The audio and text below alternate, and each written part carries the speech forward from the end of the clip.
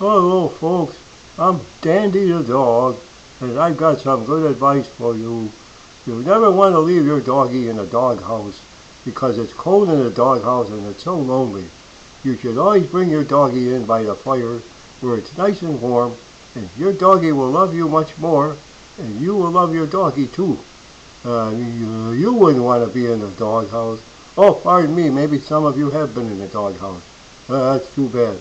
But anyway, I just want to give you some information and never let your doggie stay out in a doghouse.